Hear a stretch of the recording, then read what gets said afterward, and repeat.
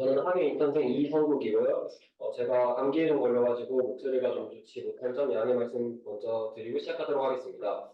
네, 그래서 이제 제가 주로 한 것은 이제 아이다팀에서 민주님이 학습하신 그 볼트 6자짜리 볼트 로봇을 이제 무조건으로 걸을 수 있게 하는 것이었는데요. 여기 보시는 아이다팀에서 학습하신 볼트 6자율 로봇의 보행 영상은 다음과 같았습니다.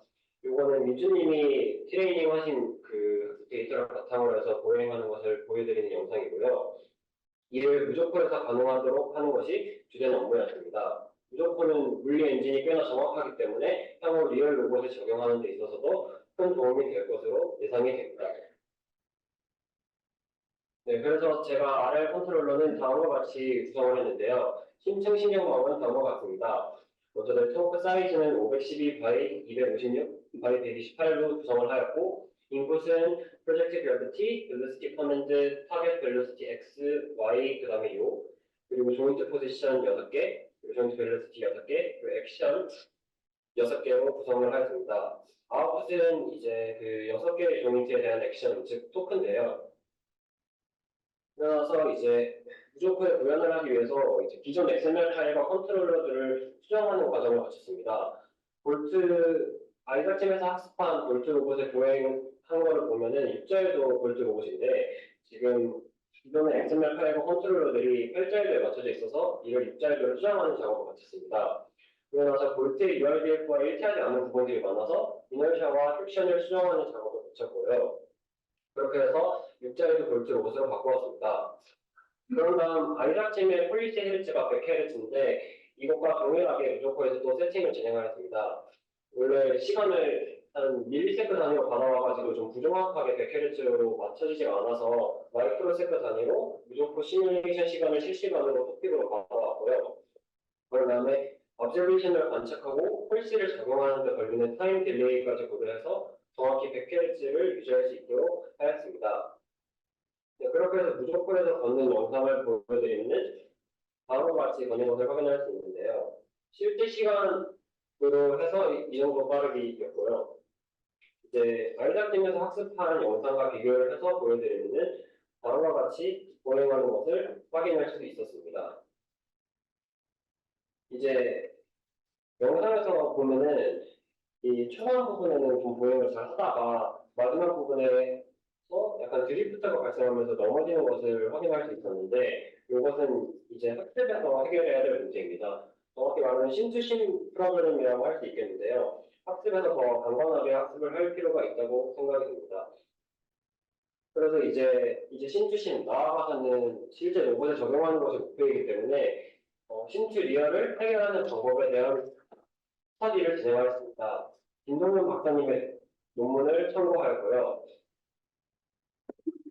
그래서 심트 리얼 갭을 줄이는 중요 변수들에 대해서 조사를 하였습니다.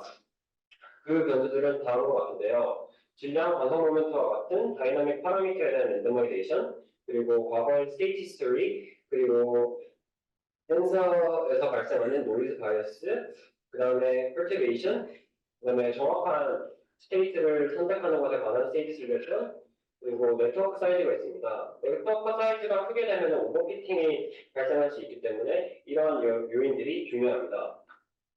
저희 무조건에서 같은 경우는 다음과 같이 워킹 모션 중에 드리프트가 발생하는데요. 이것과 관련돼서 해당되는 텀이 이 노란 박스입니다.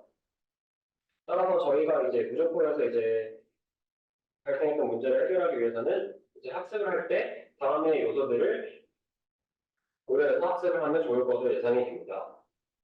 더 자세하게 이제 레인지를 어떻게 주면 괜찮을지에 대한 조사도 진행을 하는데요. 하단의 논문을 참고해서 조사를 진행하였습니다.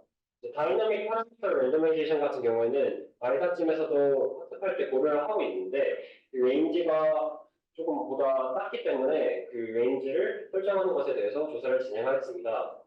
질량과 같은 경우에는 베이스라인 기준으로 다음의 범위, 그리고 이너셜은 베이스라인 기준으로 다음의 범위, 그리고 모터 프릭션은 0에서 0.05, 컨텍스트 프릭션은 다음과 같이 레인지를 주어서 랜더마이제이션을 하는 것이 좋을 것으로 예상이 됩니다.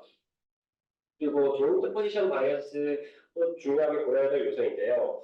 이 조인트 포지션 바이어스는 실제 월드의 엔코더 캘리브레이션 에러를 시뮬레이션하기 위해서 나타난 요인입니다.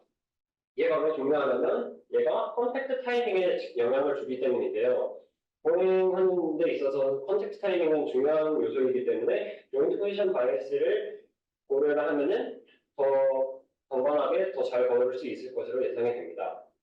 그 범위는 마이너스 0.0314에서 0.0314로 주는 것이 좋을 것으로 예상이 됩니다. 그런 다음에 펄티베이션 같은 경우에도 이제 아이사팀에서 학습할 때 고려를 하고 있는데 이 범위는 다음과 같이 랜덤하게 그 로봇 베이스에다가 폴스를 생성을 하는 것을 목표로 하고 있습니다. 로봇 무게 5%에서 20% 정도로 펄티베이션을 줄 거고요. 그리고 네트워크 사이즈가 저희가 한 512by 256by 128로 크다 보니까 오버피팅 현상이 발생할 확률이 높습니다. 그래서 레귤라이제이션까지 거치면은 보다 힘줄 리얼 갭을 줄이는데 좋게 작용할 것 같습니다. 그래서 여기서 이제 알고리즘에서 학습했을 때 다이나믹 랜더마이제이션과 퍼티베이션 같은 경우는 이미 진행이 되고 있기 때문에 저희가 조인트 포지션 바이어스는 알고리즘에서 고려가 되지 않고 있어서 이 요인을 좀 고려를 해서 학습을 추후에 진행을 해서 유의미한 결과를 얻어내는 것을 목표로 하고 있습니다. 감사합니다.